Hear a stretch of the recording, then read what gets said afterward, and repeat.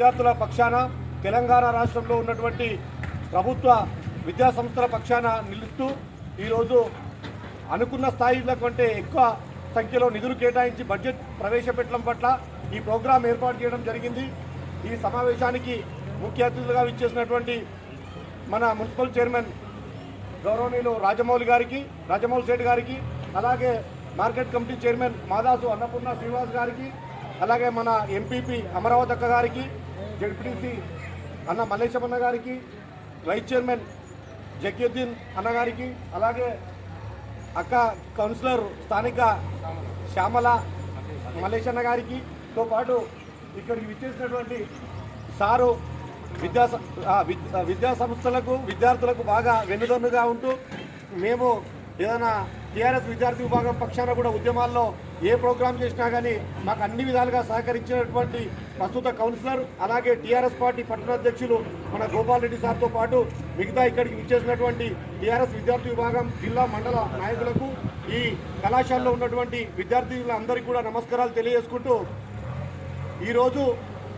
గత ప్రభుత్వాలలో తెలంగాణ రాష్ట్రం ఏర్పడక ముందుకు పురుగులన్నము, వాసన వెదజల్లే చార్లాంటి మధ్యాహ్న భోజనం పథకం ఉన్న కేంద్ర ప్రభుత్వం ప్రవేశపెట్టినా కానీ అసలు విద్యార్థులను ఎవరు పట్టించుకునే దాఖలాలు లేవు। అటువంటి పరిస్థితుల్లో గౌరవ ముఖ్యమంత్రి గారు సన్న బియ్యంతో చిన్నపిల్లలు తిని సంతోషంగా ఉండాలి, ఒక మంత్రుల పిల్లలు, ఒక ఎమ్మెల్యేల పిల్లలు, ప్రజాప్రతినిధుల పిల్లలు ఏ విధంగా అయితే, ఒక కోటీశ్వర్ల పిల్లలు ఏదైతే విధంగా భోజనాలు తింటారో ఈ మధ్యాహ్న భోజనంలో కూడా ఈ ప్రభుత్వ పాఠశాలలో, ప్రభుత్వ కళాశాలలో చదువుకున్న విద్యార్థులకు కూడా యథావిధిగా అదేవిధంగా భోజనం ఉండాలనే ఉద్దేశంతో సన్నబియ్యం ఏర్పాటు చేస్తూ ఈరోజు అనేక రకాలుగా విద్యను మన గజ్వేల్ పట్టణంలో అసలు ఎక్కడ చరిత్రలో లేని విధంగా ఇంత సుందరంగా వనంగా ఈరోజు మనము ఈ ఎడ్యుకేషన్ లబ్ కూడా కట్టుకున్నాము। దీనికి గౌరవ ముఖ్యమంత్రి గారు విద్య పట్ల అత్యధిక ప్రాముఖ్యత ఇవ్వడం పట్ల ఈరోజు మనము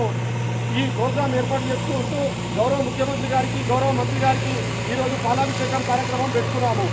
ఈరోజు మొన్న బడ్జెట్లో 11,735 కోట్లు ప్రాథమిక విద్యకు, అలాగే 1,873 కోట్లు ఉన్నత విద్యకు,